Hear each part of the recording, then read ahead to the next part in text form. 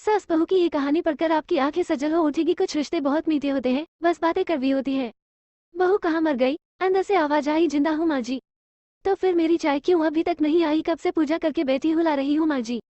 बहू चाय के साथ भजिया भी ले आई। सास ने कहा, तेल का खिलाकर क्या मरोगी?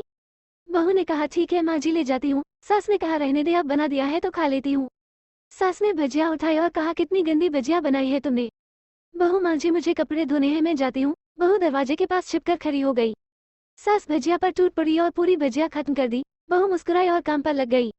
दोपहर के खाने का वक्त हुआ। सास ने फिर आवाज लगाई, कुछ खाने को मिलेगा? बहू ने आवाज नहीं दी। सास फिर चिल्लाई, भूखे मारोई क्या? बहू आई, सामने खिचड़ी रख दी। सास गुस्से से, ये क्या है? मुझे इसे नहीं खाना, इसे ले जाओ। बहू ने कहा, आपको डॉक्टर ने दिन में खिचड़ी खाने को कहा है, खाना तो पड़ेगा ही। सास मुंह बनाते हुए, हाँ तू मेरी माँ बन जा। बहू फिर मुस्कुराई और चली गई।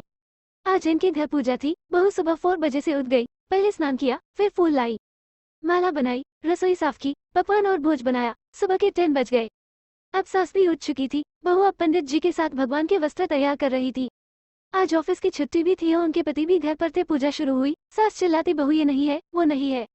बहू दौड़ी दौड़ी आती और सब करती। अब दोपहर के 3 बज गए थे। आरती की तैयारी चल रही थी। पंडित जी ने सबको आरती के लिए बुलाया और सबके हाथों में थाली दी। जैसे ही बहू ने थाली पकड़ी, थाली हाथों से गिर पड़ी। शायद भोज बनाते हुए बहू के हाथों में तेल लगा था, जिसे वो पोंछना भूल गई थी। सारे लोग तरह तरह की बातें करने लगे। कैसी बहू है, कुछ नहीं आता, एक काम भी ठीक से नहीं कर सकती, न जाने कैसी बहू उठा लाए। एक आरती की थाली भी संभाल नहीं सकती। उसके पति भी गुस्सा हो गए, पर सास चुप रही, कुछ नहीं कहा, बस यही बोल के छोड़ दिया, सीख रही है, सब सीख जाएगी धीरे धीरे। अब सबको खाना परोसा जाने लगा। बहू दौड़ दौड़ के खाना देती, फिर पानी लाती। करीब 70 to 80 लोग हो गए थे। इधर 2 नौकर और बहू अकेली, फिर भी वहाँ सारा काम बहुत ही अच्छे तरीके से करती। अब उसकी सास और कुछ आस पड़ोस के लोग खाने पर बैठे। बहू ने खाना परोसना शुरू किया। सबको खाना दे दिया गया। जैसे ही पहला निवाला सास ने खाया, तुमने नमक ठीक नहीं डाला क्या? एक काम ठीक से नहीं करती, पता नहीं मेरे बाद कैसे ये घर संभालेगी। आस पड़ोस वालों को तो जानते ही हो ना साहब, वो बस बहाना ढूंढते हैं नुक्स निकालने का।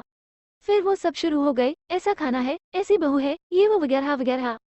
दिन का खाना हो चुका था। अब बहू बर्तन साफ करने नौकरों के साथ लग गई। रात में जगराता का कार्यक्रम रखा गया था। बहू ने भी 1-2 गीत गाने के लिए स्टेज पर चढ़ी। सास जोर से चिल्लाई, मेरी नाक मत कटा देना, गाना नहीं आता तो मत गा, वापस आ जा। बहू मुस्कुराई और गाने लगी। सबने उसके गाने की तारीफ की, पर सास मुंह फुलाते हुए बोली, इससे अच्छा तो मैं गाती थी जवानी में, तुझे तो कुछ भी नहीं आता। बहू मुस्कुराई और चली गई। अब रात का खाना खिलाया जा रहा था। उसके पति के ऑफिस के दोस्त साइड में ही ड्रिंक करने लगे। उसका पति चिल्लाता, थोड़ा बर्फ लाओ, तो सास चिल्लाती, यहाँ दाल नहीं है, फिर चिल्लाता, कोल्ड ड्रिंक नहीं है, पापड़ ले आओ। इधर उधर आखिरी में उसके पति की शराब गिर पड़ी उसके एक दोस्त पर और बोलत टूट गई।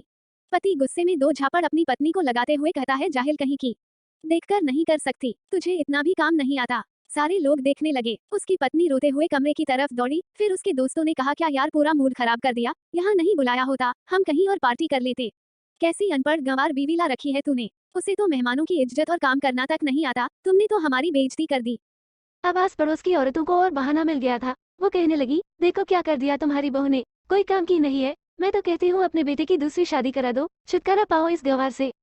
सास उठी और अपने बेटे के पास जाकर उसे थप्पड़ मारा और कहा, अरे नालायक, तुमने मेरी बहू को मारा, तेरी हिम्मत कैसे हुई, तेरी टांग तोड़ दूंगी। उसके बेटे के दोस्त कुछ कहने ही वाले थे कि उसकी मां ने घूरते हुए कहा, चुप, बिल्कुल चुप, यहाँ दारू पीने आए हो, जबकि पता है आज पूजा है और तुम्हें पार्टी करनी है। कैसे संस्कार दिए हैं तुम्हारे माता पिता ने। और किसने मेरी बहू को जाहिल बोला? जरा इधर आओ, चप्पल से मारूंगी अगर मेरी बहू को किसी ने शब्द भी कहा तो। अरे पापी, तूने उस लड़की को बस इसलिए मारा कि तेरी शराब टूट गई। पापी, वो बच्ची सुबह 4 बजे से उठी है, घर का सारा काम कर रही है, न सुबह से नाश्ता किया न दिन का खाना खाया, फिर भी हंसते हुए सबकी बातें सुनते हुए, ताने सुनते हुए घर के काम में लगी रही। तेरे यार दोस्तों को वो अच्छी नहीं लगी, जूते से मारूंगी तेरे दोस्तों को जो कभी उन्होंने ऐसा कहा। उसके यार दोस्त चुपके से खिसक लिए। अब सास बहू के कमरे में गई और बहू का हाथ पकड़कर बाहर लाई। सबके सामने कहने लगी, किसने कहा था अपनी बहू को घर से निकाल के दूसरी बहू ले आना, जरा सामने आओ। कोई सामने नहीं आया। फिर सास ने कहा, तुम जानते भी क्या हो इस लड़की के बारे में? ये मेरी माँ भी है, बेटी भी। माँ इसलिए मुझे गलत काम करने पर डरती है और बेटी इसलिए कभी कभी मेरी दिल की भावनाएं समझ जाती है। मेरी दिन रात सेवा करती है, मेरे 1000 ताने सुनती है, पर एक शब्द भी गलत नहीं कहती, ना सामने ना पीठ पीछे। और तुम कहते हो दूसरी बहू ले आऊं? याद है ना छुटकी की दादी, अपनी बहू की करतूत। सास ने गुस्से से पड़ोस की महिला को कहा, अभी पिछले हफ्ते ही तुम्हें मियाँ बीवी भूखे छोड़ घूमने चले गए थे। मेरी इसी बहू ने 7 दिनों तक तुम्हारे घर पर खाना पानी, यहाँ तक कि तुम्हारे पैर दबाने जाती थी और तुम इसे जाहिल बोलती हो। जाहिल तो तुम सब हो जो कोयले और हीरे में फर्क नहीं जानते। अगर आइंदा मेरी बहू के बारे में किसी ने एक लफ्ज भी बोला तो मुझसे बुरा कोई नहीं होगा, क्योंकि ये मेरी बहू नहीं, मेरी बेटी है। बहू अंदस को सिसकियां लेते हुए फिर कमरे में चली गई। सास ने एक प्लेट उठाई और भोजन परोसा। बहू के कमरे में खुद ले गई। सास को भोजन लाते देखा तो बहू ने कहा, अरे माँ जी आप क्या कर रही हो, मैं खुद ले लेती। सास ने प्यार से ताना मारते हुए कहा, डर मत, इसमें जहर नहीं है, मार नहीं डालूंगी तुझे। तुझे नई सास चाहिए होगी, पर मुझे अभी भी तू ही मेरे घर की बहू चाहिए। बहू ने अपनी सास को रोते हुए गले से लगा लिया। सास भी रो दी पहली बार और कहा, चल खाना खा ले। फिर मजाक करते हुए कहा, फिर मेरे पैर दबाने चले आना, और ये ख्याल मन में मत लाना कि सास पैर दबाने बोलती है, किसी दिन मैं इसका गला दबा दूंगी, क्योंकि कभी मैं भी यही सोचती थी। दोनों खूब हंसने लगती हैं। कुछ रिश्ते बहुत मीठे होते हैं, बस बातें कड़वी होती हैं।